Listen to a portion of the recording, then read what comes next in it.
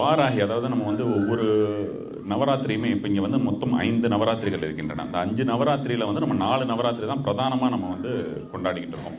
அந்த 4 நவராத்திரியில் ரொம்ப முக்கியமானது அப்படின்ற மாதிரியான விஷயமாக இப்பொழுது இந்த காலங்களிலே வந்து இந்த வாராகி நவராத்திரியும் ரொம்ப ரொம்ப பிரசித்தி பெற்று எல்லாருமே வந்து வாராகி நவராத்திரியும் கொண்டாட ஆரம்பிச்சாச்சு. இப்போ இந்த வாராகி நவராத்திரியை பொறுத்த வரைக்கும் தேவி வாராகியானவள் மிகுந்த ஒரு வீரிய சக்தியோடு இருப்பாள். எப்பவுமே வந்து இது வந்து துர்கையுடைய ரூபம் அப்படின்னு தான் நம்ம வந்து சொல்லுவோம். அந்த துர்கையுடைய ஒவ்வொரு ரூபங்கள், அந்த ஒவ்வொரு ரூபங்களிலே வந்து வாராகி ரூபத்தை நம்ம வந்து வழிபடுறோம். இப்போ வந்து நம்ம இதுக்கு வந்து நிறைய புனைக்கதைகள் இருக்கின்றன. அதாவது வந்து வாராகி என்பவள் வந்து ஒரு சேனாதிபதி, அதாவது தளபதி, போர்படை தளபதி, தேவியுடைய தளபதி, இந்த மாதிரியான விஷயங்கள் எல்லாம்.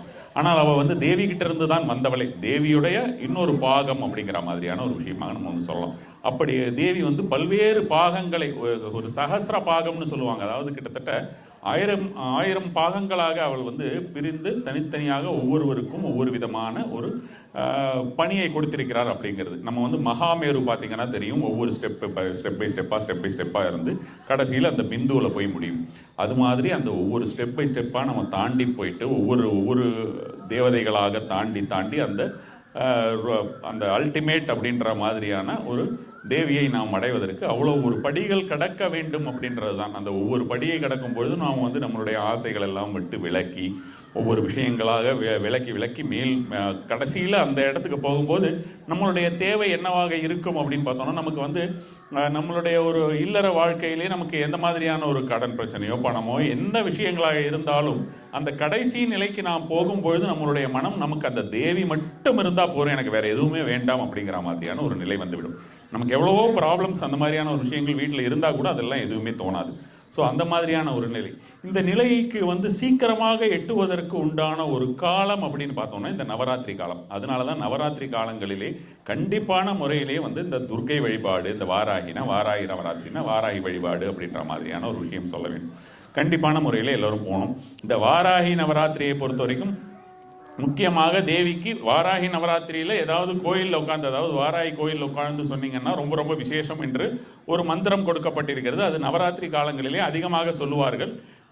வழக்கத்தில் ரெகுலராக சொல்லக்கூடிய வழக்கத்தில் இல்லை, ஆனால் இது ரெகுலராக சொன்னாலும் ரொம்ப ரொம்ப அதிகப்படியான ஒரு பலன் கொடுக்கக்கூடியதாக இருக்கும். இந்த ஒரு மந்திரத்தை இப்பொழுது நாம் வந்து ஒரு 9 முறை சொல்லலாம். நீங்கள் எல்லாம் இந்த மந்திரத்தை வந்து நீங்கள் வந்து எழுதி வைத்துக்கொள்ள முடிந்தவர்கள் எழுதி வைத்துக் கொள்ளுங்கள். அப்படி உங்களுக்கு எழுதி வைத்துக்கொள்ள முடியலை, நீங்கள் வந்து ப்ரிப்பேர்டாக இல்லை அப்படின்ற மாதிரி இருந்தால் நீங்கள் வந்து அவங்க டாக்டர் மேடம் இருக்காங்க, அவங்கக்கிட்ட நீங்கள் வந்து கேட்டுக்கலாம். அவங்க தமிழில் வேணும்னா தமிழில் அனுப்புவாங்க, ஆங்கிலத்தில் வேண்டும் என்றால் ஆங்கிலத்தில் உங்களுக்கு வாட்ஸ்அப்பில் அனுப்பி வைப்பாங்க. நீங்கள் வந்து அந்த 9 முறையும் கூட சேர்ந்தே சொல்லும் பொழுது உங்களுக்கு கண்டிப்பான முறையிலே மனனமாகிவிடும். இதை வந்து தினசரி 108 முறை. இந்த நவராத்திரி காலம் அப்படிங்கிறது நவராத்திரியோடு மட்டும் நிறுத்திவிட வேண்டாம். நான் சொல்கிற மாதிரி தான், இந்த நவராத்திரி காலத்தில் வீட்டில் ஒரு 108 டைம்ஸ், காலையில் ஒரு 108 டைம்ஸ் சொல்கிறீங்களா, ஈவினிங் ஒரு 108 டைம்ஸ் அப்படின்ற மாதிரியான முறை, கோவிலில் ஒரு 108 முறை அப்படின்ற மாதிரி. அதாவது ஜோதிட விதிகளின்படி மந்திரம் அப்படின்ற மாதிரியான ஒரு விஷயம் வந்து 5ஆம் இடத்தை குறிக்கக்கூடியது. ரொம்ப ரொம்ப முக்கியமான ஒரு பாகம் அந்த மந்திரம் அப்படிங்கிற விஷயம். என்ன பரிகாரம் செஞ்சாலும் சரி, நமக்கு வந்து அந்த மந்திரம் அப்படிங்கிற ஒரு விஷயத்தை நாம் தொடவில்லை என்றால் அந்த எந்த மாதிரியான ஒரு பரிகாரம் இருந்தாலும் அது பலிக்காது. அதனால்தான் நான் வந்து வெகு காலங்களாக சொல்லி கொண்டிருக்கக்கூடிய ஒரு விஷயம் என்னன்னா, ஏதாவது ஒரு மந்திரத்தை பிடிச்சுக்கோங்க, அந்த மந்திரத்தை வந்து ரெகுலராக சொல்லிட்டு வாங்க. ஒரு மந்திரத்தை விட்டு விடாதீர்கள், ஏதாவது ஒரு மந்திரத்தை ரெகுலராக வச்சுக்கோங்க. அந்த மந்திரத்தை வந்து எவ்வளவுக்கு எவ்வளவு உங்களால் மனனம் செய்ய முடியுமோ அப்படி மனனம் செய்து ஏதாவது ஒரு பீஜங்கள் கலந்த மந்திரம் எடுத்துக்கொள்ளுங்கள், அதை தொடர்ந்து சொல்லி வாருங்கள். உங்களுக்கு தனிப்பட்ட முறையிலே ஏதாவது ஒரு பெரிய பீஜம், நீங்கள் வந்து உங்களுக்கு குருமார் இருக்க வேண்டும். ஒரு சில பீஜங்கள் எல்லாம் வந்து நீங்கள் வந்து ஒரு புத்தகங்களில் படித்திருப்பீர்கள், அல்லது வந்து இன்டர்நெட்லேயோ அல்லது ஏதாவது யூடியூப் பார்க்கும்போதோ சொல்லுவாங்க, இந்த மந்திரம், இந்த பீஜம் எல்லாம் நம்ம வந்து தானாக சொல்லக்கூடாது, உங்களுக்கு வந்து குருமார்கள் இல்லாமல் சொல்லக்கூடாது அப்படின்ற மாதிரியான விஷயங்கள். அதாவது புரஸ்சரணம் அப்படிங்கிற ஒரு முறை இருக்கா, நம்ம வந்து ஜஸ்ட் உபாசனை, நம்ம வந்து தேவியை நம்ம வந்து வீட்டில் உட்காந்து மந்திரம் நம்ம சாதாரணமாக சொல்கிறதுக்கு எந்த ஒரு விஷயமும் கிடையாது. அதனால் நம்ம வந்து அதில் வந்து எந்த ஒரு பயந்துக்கவும் வேண்டியது கிடையாது. உங்களுக்கு அப்படி குருமார்கள் யாரும் இல்லை, குருவாக இருந்தாலும் யாராவது இருந்து அவங்க சொல்லியிருந்தா அப்படி நினச்சிக்கலாம். குரு இருக்கார், அவர் சொல்ல கேட்கவில்லை, உங்களால் கேட்க முடியலை அப்படின்ற மாதிரியான சூழ்நிலை இருக்கிறது அப்படின்னா அவர் சொன்ன மாதிரி நினைத்து கொண்டு நீங்கள் வந்து அந்த மந்திரத்தை ஆரம்பிக்கலாம். அப்படியும் இல்லாத பட்சத்தில், அதுவும் இல்லைன்னா அந்த சாட்சாத் ஈசன் தான் வந்து அந்த ஆதிசிவன், அவர் தான் ஆதி குருன்னு சொல்லக்கூடியவர். அதனால் அவரை நினைத்து கொண்டு நீங்கள் தாராளமாக ஆரம்பிக்கலாம். நம்ம அந்த மந்திரத்தை ஏதாவது ஒரு பிரயோகம், ஒரு தந்திர பிரயோகமோ அல்லது வேறு ஏதாவது ஒரு விஷயத்திற்கு அந்த மந்திரத்தை வந்து பர்டிகுலராக யூஸ் பண்ணணும் அப்படின்னு நினைக்கும் பொழுது தான் நமக்கு வந்து அந்த மாதிரியான ஒரு உபதேசமோ அல்லது குருவுடைய அருகாமையோ கண்டிப்பான முறையிலே தேவைப்படும். ஸோ இப்போ வந்து முக்கியமாக இன்னொரு விஷயத்தையும் தெரிந்து கொள்ள வேண்டியது, இன்னொரு 2-3 விஷயங்கள் உங்களிடம் சொல்ல இருக்கு. இந்த மந்திரம் ஒன்று, அடுத்தது பஞ்சமி. பஞ்சமி நாயகி என்று சொல்கிறோம். இந்த பஞ்சமி என்று ஏன் இவளுக்கு மட்டும் பெயர்? இந்த பஞ்சமி அப்படின்ற ஒரு பெயர் வந்து இவளுக்கு மட்டும் என்னன்னு, அதாவது தேவியுடைய, அதாவது லலிதா திரிபுர சுந்தரியுடைய வலது கண்ணாக வாராகியும் இடது கண்ணாக ஷியாமலாவும் இருக்கிறாள் அப்படின்ற மாதிரியான விஷயம் இருக்கிறது. 2 பேரும் ரொம்ப ரொம்ப முக்கியமா, அதாவது அவளுடன் ஒரு பாகங்களாக இருக்கிறார். அதனால அடுத்த தடவை யாராவது சொல்லும் பொழுது, நீங்கள் கேட்கும்பொழுது யாராவது வந்து வாராகி வந்து லலிதா திரிபுர சுந்தரிக்கு வந்து அவங்க வந்து தளபதினோ அல்லது வந்து சேனாதிபதி இந்த மாதிரியான ஏதாவது ஒரு விஷயம் சொன்னால் நீங்கள் அதை வந்து எடுத்துக்கொள்ள வேண்டியது கிடையாது. அவர்களுக்கு முடிந்தால் நீங்கள் புரிய வைக்கலாம். எல்லாம் ஒன்று தான், இவங்க 2 பேருமே ஒன்று தான். ஒவ்வொரு வகையாக அவர்கள் நம்ம வந்து பிரித்து பார்க்கிறோம். நமக்கு வந்து இன்னும் கொஞ்சம் ஒவ்வொரு ஸ்டெப்பாக தாண்டி போகிறதுக்கு, அல்டிமேட்டாக எடுத்தோன்னே ஒரு பெரிய ஒரு விஷயத்தை அடைவதற்கு அப்படின்றது வந்து நம்மளால் தாங்க முடியலாம், சில பேரால் தாங்க முடியலாம், சில பேரால் தாங்க முடியாமல் போகலாம். அதனால வந்து அந்த மாதிரியான ஒரு விஷயமாக வைத்திருக்கிறார்கள். முக்கியமாக வந்து பார்த்தோம்னா இப்போது நம்ம பஞ்சமி அப்படின்ற மாதிரியான ஒரு விஷயத்திற்கு வந்து ஏன் பஞ்சமி? பஞ்சமி அப்படின்ற ஒரு திதி வந்து குருவுக்கு உண்டானது, அதாவது கிரகங்களிலே குருவுக்கு உண்டானது. அம்பாலோ வந்து பார்த்தோம்னா செவ்வாய்க்குரிய அம்பாள். இவங்களுக்கு ஏன் வந்து பஞ்சமி திதி வந்து ரொம்ப இம்பார்ட்டன்ட் அப்படின்ற மாதிரியான ஒரு விஷயமாக, பஞ்சமியில் ஏன் நம்ம வந்து இவளை கும்பிடுறோம் அப்படின்ற மாதிரியான விஷயமாக உங்களுக்கு வந்து, அதாவது பஞ்சேந்திரியங்கள் என்று, அதாவது பஞ்சவித தொழில்கள், 5 விதமான தொழில்கள் என்று சொல்கிறோம். நமக்கு வந்து பஞ்சாட்சர மந்திரம் என்று சிவனுக்கு எப்படி நம்ம வந்து சொல்கிறோமோ, நமசிவாய நாமம் நம்ம வந்து சொல்கிறோம் இல்லையா, அதை வந்து 5 விதமான தொழில்கள் செய்யக்கூடியது. சத்யோஜாதம், அந்த மாதிரி நம்ம வந்து சத்யோஜாதத்திலிருந்து ஈசானம் வரைக்கும் ஒவ்வொன்றும் சொல்லுவாங்க. சத்யோஜாதம், அதே மாதிரி வந்து பார்த்திங்கன்னா தத்புருஷம், அகோரம், வாமதேவம், அதுக்கப்புறம் வந்து உங்களுக்கு ஈசானம், இந்த மாதிரி நம்ம வந்து சொல்லக்கூடிய ஒவ்வொரு விஷயம், காத்தல், படைத்தல், காத்தல், மறைத்தல் அப்படின்ற மாதிரியான ஒரு விஷயம் இருக்கிறது. அந்த மறைத்தல் அப்படின்ற மாதிரியான விஷயத்தையும் அழித்தலுக்கு அடுத்தது வந்து மறைத்தல் அப்படின்னு வருது. கடைசியா அந்த ஈசானம் அப்படின்ற ஒரு விஷயத்திற்கு அதுக்கு வர்றது வந்து பார்த்தீங்கன்னா அவளுக்கு அருளல் அப்படின்றது. அந்த மாதிரியான 5 விதமான விஷயங்களும் செய்யக்கூடியவள் இந்த தாய். அந்த பஞ்ச தொழில்களையும் செய்யக்கூடியவள் அப்படிங்கிற காரணத்தினாலே இவளை பஞ்சமியை அப்படின்ற மாதிரியான ஒரு விஷயமாக வழிபடுகிறோம். இப்போ உங்களுக்கு தெரிந்திருக்கும் என்ன விஷயம் அப்படின்னு பார்த்தோம்னா, இந்த தேவி குறிப்பிட்ட ஒரு கிரகத்திற்கு மட்டுமோ அல்லது வந்து ஒரு சேனாதிபதி, ஒரு தளபதி, ஒரு சண்டை போடுபவள், ஒரு எதிரியை அழிப்பவள் அப்படின்ற மாதிரியான ஒரு விஷயம் மட்டும் கிடையாது. இந்த தேவியை நாம் எந்த விதமாக பார்க்கிறோமோ அந்த விதமாக காட்சியளிப்பாள் அப்படின்ற மாதிரியான ஒரு விஷயம். உங்களுக்கு வந்து நீங்கள் கடன் ரீதியாக, எதிரி ரீதியாக அந்த மாதிரியான பிரச்சனைகள் இருக்கிறது, அதுக்கு சரி செய்து கொள்ள வேண்டும் என்றால் அந்த மாதிரியான ஒரு ரூபத்திலே நீங்கள் அவளை வழிபடுவதாகட்டும், அல்லது வந்து நீங்கள் வந்து உங்களுக்கு வேறு ஏதாவது ஒரு விஷயம், குழந்தை பேரு அப்படின்ற மாதிரியான விஷயமோ, எந்த மாதிரியான ஒரு தேவைகளாக இருந்தாலும் இந்த தேவியிடம் தாராளமாக சொல்லலாம். நம்ம வந்து ஒரு சின்ன ஒரு கூட்டுக்குள் அடைபடுத்த வேண்டிய ஒரு அவசியம் கிடையாது. அதனால் அனைத்தும் கொடுக்கக்கூடியவள், கலிகாலத்திலே உக்கரரூபமான ஒரு தேவி, மிக வேகமாக அனைத்து விஷயங்களும் கொடுக்கக்கூடியவள் என்று சொல்லப்பட்டிருக்கிறவள் வாராகி. அதனால் அது ஒரு விஷயத்தை வந்து ஞாபகத்தில் வைத்துக்கொண்டு உங்களுடைய வழிபாட்டை அது மாதிரியாக தொடருங்கள். இந்த ஒரு மந்திரத்தை பொறுத்த வரைக்கும் நவராத்திரிக்கு சொல்லலாம் சொல்லியிருந்தேன், என் கூட சேர்ந்து சொல்லுங்க.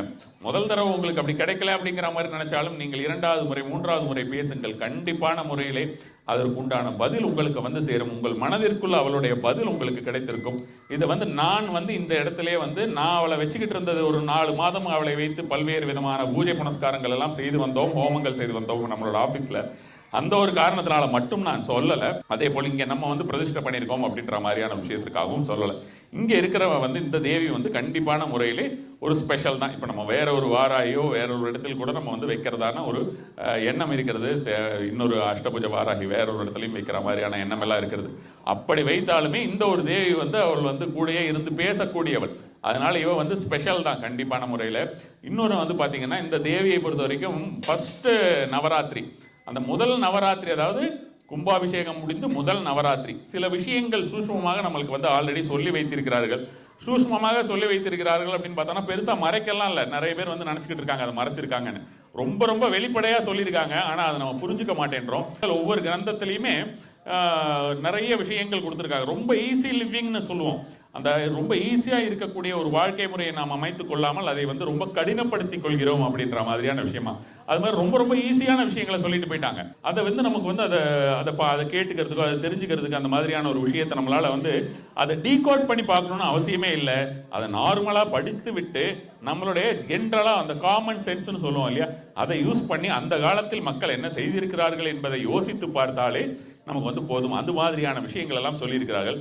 அதுபோல் ஒரு முக்கியமான விஷயம் என்னன்னா, இந்த நவராத்திரி பீரியட் அப்படின்றது கும்பாபிஷேகம் நடந்த ஒரு வருடத்திற்குள் அப்படின்றது ரொம்ப அதீதமான வீரிய சக்தியில், எப்படி நம்மளுடைய குழந்தை எல்லாம் பிறந்தோம்னா ஒவ்வொரு நாளையும் ஒவ்வொரு விஷயத்தையும் நம்ம தூக்கி தூக்கி கொண்டாடுவோம், ஃபர்ஸ்ட் பர்த்டேக்கு ஒவ்வொரு விஷயமா கொண்டாடுவோம். அந்த தேவி பார்த்து கொண்டு இருப்பாளாம் யாரெல்லாம் வராங்க நம்மளை பார்க்கறதுக்கு அப்படின்னு. உண்மையாவே நான் சொல்றேன், இந்த ஒரு விஷயத்தை பொறுத்த வரைக்கும் நீங்கள் அனைவருமே ரொம்ப ரொம்ப ஒரு என்ன சொல்றது, அந்த ஒவ்வொருத்தருக்கும் புண்ணியம் இருந்தால் தான் பண்ண முடியும், இருக்க முடியும், வர முடியும்லாம் சொல்லுவாங்கல்ல, அது மாதிரி அது புண்ணியமும் நீங்கள் கண்டிப்பான முறையிலே புண்ணியம் செய்திருக்கிறீர்கள். முனைப்பு இருக்கிறது உங்கள் முனையத்துக்குள். அந்த புண்ணியம் என்னன்னா, அந்த இந்த ஜென்மத்தில் அந்த ஒரு முனைப்பு காட்டுறீங்க இல்லையா, அந்த தேவியுடைய விஷயம் என்ன அப்படின்ற மாதிரியான ஒரு விஷயத்தை தெரிந்து கொள்ள முனைப்பு காட்டுகிறீங்க இல்லையா, அதுதான் அந்த புண்ணியம் அப்படின்றது. அந்த முனைப்பு காட்டி நீங்கள் வந்து இந்த இடத்துல வந்து ஒவ்வொரு விஷயங்களும் கேட்டு தெரிந்து கொள்றதற்கு இப்ப நீங்க 50 பேர் இருந்தாலும் சரி, 100 பேர் இருந்தாலும் சரி, உங்களால் அது முடியறது. அது மாதிரி இருக்கிறவங்க ஒரு இங்க வந்து 1000 பேரும் இருந்திருக்கிறார்கள். அந்த 1000 பேர் எல்லாம் வந்து இங்க அப்படி இருந்திருந்த சமயத்தில் கூட சில விஷயங்கள் எல்லாம் நான் சொன்னதில்லை. அப்ப நீங்க இந்த ஒரு விஷயத்தில் தேவியை பார்த்து கண்டிப்பாக இதை வந்து அவளோட இருந்து நம்ம வந்து அனுபவிக்க வேண்டும் அப்படின்ற மாதிரியான ஒரு விஷயத்தில் நீங்கள் வந்திருக்கும் பொழுது இதெல்லாம் உங்களுக்கு கிடைக்கிறது. அதனால இந்த ஒரு மந்திரத்தினை சொல்லுங்கள். இந்த நவராத்திரி பீரியட்ல எப்பவுமே கோவிலில் உட்கார்ந்து சொல்லுவது அப்படிங்கிறது அதிகப்படியான பலன். இந்த கோவில்ல கண்டிப்பா அவன் முன்னால் உட்கார்ந்து சொன்னா உடனடியாவே அவள் பேசுவாள். எப்படி என்னால் வந்து கண்டிப்பான முறையிலே சொல்ல முடியும். அது ஒரு விஷயம். அடுத்ததாக வருகின்ற திங்கட்கிழமை அன்று நவமி கடைசி நாள் ஹோமம் நமக்கு வந்து மகாவாராகி ஹோமம் இருக்கிறது. இது வந்து இப்ப நான் சொல்ல போற விஷயத்தை நல்லா கேட்டுக்கோங்க. உங்களுக்கு தெரிந்து உங்களுக்கு மேபி எந்த ஒரு பிரச்சனையும் இல்லாமல் எந்த ஒரு கஷ்டமும் இல்லாமல் இருக்கலாம். என்னை விட கஷ்டப்படுறவங்க அப்படின்னு தெரிஞ்சவங்க எல்லாம் ஒரு சில பேர்லாம் இருப்பாங்க. அவங்களுக்கு எல்லாமும் கண்டிப்பா இந்த ஒரு விஷயத்தை சொல்லுங்க. காரணம் என்னன்னா, 2 விஷயத்தை வந்து கண்டிப்பான முறையிலே வந்து நம்ம வந்து பூர்த்தி செய்ய வேண்டும் வச்சுக்கோங்களேன். அதுல வந்து ரொம்ப ரொம்ப முக்கியமான ஒரு விஷயம் என்னன்னா, அடுத்தவர்கள் படக்கூடிய கஷ்டம். அந்த அடுத்தவர்கள் படக்கூடிய கஷ்டத்தை வந்து நம்ம வந்து பணம் கொடுத்தோ அல்லது வந்து அவங்களுக்கு வந்து அவர்களுக்கு ஏதாவது ரிலேஷன்ஷிப் லாஸ் ஆயிருக்கு, அந்த ரிலேஷன்ஷிப்பை நம்ம வந்து ஈடுகட்ட முடியாது, உறவை நம்ம வந்து ஈடுகட்ட முடியாது. அதே நம்ம இதில் வந்து நமக்கு வந்து அவங்க எவ்வளோ பணம் கடன் வச்சிருக்காங்களோ அல்லது பண பிரச்சனைகள் இருக்கிறதோ அல்லது அவர்களுக்கு தேவைகள் இருக்கிறதோ அதை நாம் வந்து நமக்கு ஈடு கொடுக்க முடியாதா இருக்கலாம். ஆனால் ஒரு விஷயம் நம்மளால் செய்ய முடியும், அவர்களுக்கு நல்ல வழி காட்டுவது அப்படிங்கிறது. அதுக்கு தான் வந்து என்ன சொன்னாங்கன்னா, ஒவ்வொரு கோவில்லையும் தீபம் ஏற்றி வைக்க சொன்னார்கள். அந்த தீபம் ஏற்றி வைப்பது அப்படின்றது ஒரு முக்கியமான ஒரு விஷயமாக சிவமகா புராணத்திலே வருகிறது. அந்த சிவமகா புராணத்திலே வரக்கூடிய ரொம்ப முக்கியமான ஒரு விஷயம் அது. அந்த மாதிரி ஒரு தீபம் ஏற்றி வைத்ததனால் ஒரு திருடனானவன் மகாராஜாவானானாம். சாதாரணமான ஒரு திருடன் வந்து என்ன பண்ணியிருக்கான்னா, ஒரு சிவ ஆலயத்தில் போயிருக்கிறான். சிவ ஆலயத்தில் போயிட்டு அவன் வந்து திருடுறதுக்கு பார்த்துருக்கான். திருடுறதுக்கு பார்த்தானா இருட்டா இருக்கே, இந்த இருட்டா இருக்கிற இடத்துல எப்படி திருட முடியும் அப்படின்னு சொல்லிட்டு அவன் வந்து ஒரு ஜோதி அக்னி உபாசனை அப்படின்ற மாதிரி அந்த ஜோதியை ஏற்றி வைத்திருக்கிறான். அந்த ஜோதியை ஏற்றி வைத்த காரணத்தினாலேயே அந்த இருள் என்றது வளைகிறது அப்படின்ற மாதிரியான விஷயமாக அவனுடைய பிரெயின்ல, அதாவது அவனுடைய மனதிலும் சரி அவனுடைய மூளையிலும் இருக்கக்கூடிய அந்த அழுக்குகள் அப்படின்றது சொல்லுவாங்கல்ல, அந்த திருடணும்னு நினைக்கக்கூடிய அந்த அழுக்கு அது நிவர்த்தியாகி அவனுக்கு ஒரு ஒரு பதவி கிடைக்கும் அளவுக்கு அவன் உயரத்தில் போனான் அப்படின்ற மாதிரியான ஒரு விஷயமா எடுத்துக்கணும். இதை நம்ம வந்து சாதாரணமா எப்படி வந்து திருடனுக்கெல்லாம் ராஜா பதவி கிடைக்குமா அப்படின்ற மாதிரியான ஒரு விஷயமாக எண்ணக்கூடாது. அது எதனால ஒவ்வொன்றத்தையும் நம்ம வந்து ஒவ்வொரு விஷயத்தையும் விளக்கி சொல்லணும்னா, அப்போ வந்து அந்த சிவமகா புராணத்தில் வந்து நம்ம வந்து பார்த்தோம்னா சாதாரணமாக ரொம்ப எளிதாக கிடைக்கக்கூடியது அப்படின்றது பார்த்தீங்கன்னா ஒரு 3 பாகங்கள் இருக்கும். நம்ம அவ்வளவு டீட்டெயிலாக அதை எழுதணும் அப்படின்னு அவங்க எழுத ஆரம்பிச்சிருந்தாங்கன்னா அது வந்து பார்த்தோம்னா ஒரு 30 பாகமாக மாறி இருக்கும், நம்மளால படிக்கவும் முடியாது. ஸோ அது மாதிரியான ஒரு சிம்பிளான இந்த மாதிரியான விஷயங்கள் நம்ம தெரிந்து கொள்ள வேண்டும். வருஷத்தில் ஒரே ஒரு நாள், இனி அடுத்த வருடம் வாராகி நவராத்திரி கடைசி தினம் நடக்கக்கூடிய ஒரு விஷயம் வரக்கூடிய திங்கட்கிழமை நடக்கவிருக்கிறது. அதுக்கு தான் சொன்னேன், அடுத்தவங்க கஷ்டத்தில் தீர்க்கிறதுக்கு அவங்களுக்கு நல்ல வழி காட்டுங்கன்னு. உங்களுக்கு யாருக்கெல்லாம் இந்த ஒரு விஷயத்தை சொல்ல முடியுமோ சொல்லி அவர்களையும் அழைத்து வாருங்கள். என்னன்னா, அன்று இங்கே வந்து உங்கள் கையாலேயே ஒரே ஒரு பேஜ் எழுதினா போறோம், பக்கம் பக்கமா எழுத வேண்டாம். என்ன உங்களுடைய கஷ்டம் நிவர்த்தி ஆக வேண்டும், உங்களுடைய கஷ்டம் என்ன இருக்கிறது, என்ன நிவர்த்தி ஆக வேண்டும், அல்லது ஆசை என்ன இருக்கிறது, ஆசை என்ன நிறைவேறும். சில பேருக்கு கஷ்டமே இருக்காது, வெறும் ஆசைகள் தான் இருக்கும். கஷ்டம்லாம் எனக்கு எதுவும் கிடையாது, எல்லாம் நல்லா தான் இருக்கு, எனக்கு ஒரு ஆசைகள் தான் இருக்கிறது, நான் எனக்கு ஒரு அல்லது ஒரு லட்சியம் இருக்கிறது அப்படின்னு நினைக்கக்கூடியவர்கள் எல்லாம் அவர்கள் ஒரு பேப்பர்ல எழுதி கொண்டு வந்து விட வேண்டியது. அந்த பேப்பர்ல உங்கள் கைகளால், அதாவது உங்களுடைய மோதிர விரலும் கட்டை விரலும் படும்படியாக மஞ்சளை எடுத்து வைத்து அதை மடித்து வைத்துக் கொள்ளுங்கள். இங்க வந்தோம்னா இங்க வந்து அந்த ஹோமம் இருக்கிறது, மகாவாராகி ஹோமம். அந்த ஹோமம் முடிந்த உடனே ஒரு ஸ்பெஷலா வந்து ஒரு பந்த நிவர்த்தி அப்படின்னு சொல்லுவாங்க. பந்த நிவர்த்தி அப்படின்னு சொல்றது என்னன்னு பார்த்தோம்னா, ஒரு கட்டு உடைக்கிறதுன்னு சொல்லுவாங்க, கேள்விப்பட்டிருக்கீங்களா? அதாவது எல்லாருக்கும் ஏதாவது கட்டு போட்டு வச்சிருக்காங்கன்னு சொல்லுவாங்க நிறைய பேர். வாழ்க்கையில சில பேருக்கு வந்து எனக்கு வளர்ச்சி அடைய முடியல, எனக்கு ஏதோ ஒரு கட்டு போட்டு வச்சிருக்காங்க, அல்லது நான் வளர்ச்சி அடைகிறேன், கடைசி நேரத்தில் என்னை யாராவது வந்து ஏதாவது ஒரு ரூபத்திலே ஏதாவது தடை செய்து விடுகிறார்கள் அப்படின்னு. அந்த தடைகள், அந்த கட்டு அப்படிங்கிற விஷயத்தை எல்லாம் நிவர்த்தி பண்ணுவதற்காக ஒரு விசேஷ பூஜை இருக்கிறது.